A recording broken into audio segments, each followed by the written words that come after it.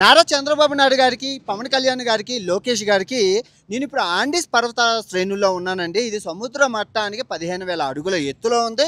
Bolivia దేశంలో ఉంది.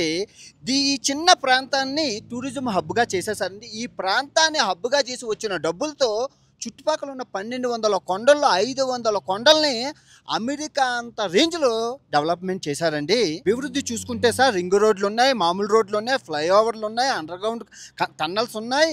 ఇంకా స్విమ్మింగ్ పూల్లు, స్టేడియంలు, ప్లే గ్రౌండ్లు, పార్కులు, సూపర్ మార్కెట్లు. అబ్బో! ఒకటేంటి నిజంగా నేల మీద నుంచి స్పీడ్‌గా వెళ్ళొచ్చు. అంతకన్నా స్పీడ్‌గా ప్రతి కొండ నుంచి కొండకి కేబుల్ కార్లు ఉన్నాయి సార్. జస్ట్ రూ.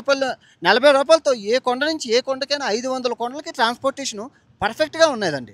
ఈ ఆండీస్ పర్వతాల్లో వీళ్ళకున్న ప్రధాన సమస్యలు సార్ ఊపిరాడదు సార్. ఆక్సిజన్ లెవెల్ చాలా తక్కువ ఉండడం వల్ల ఊపిరాడదు. దానికి తోడు గడ్డకెత్తించే చలి ఎముకలు కొరికేస్తుంది సార్. దానికి తోడు మనుషుల్ని ఎత్తుకెళ్ళిపోయే ఈదురు గాలులు, దానికి తోడు వర్షం, వరదలు, ఇన్ని సమస్యలతో ఇంత అభివృద్ధి సాధించారు.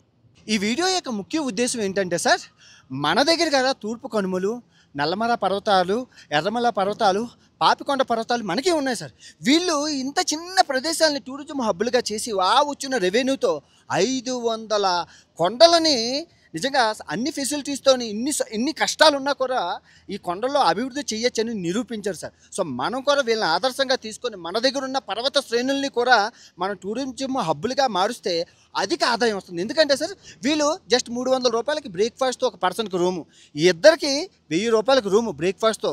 ఇంకా ఈ ప్రదేశాలన్నీ చవక అనడం వల్ల ప్రపంచం నలుమూలల నుంచి 197 దేశాల నుంచి బ్యాక్ ప్యాకర్స్ అందరూ వచ్చి ఈ దేశానికి లక్ష్మీదేవిని చేకూర్చారు సార్.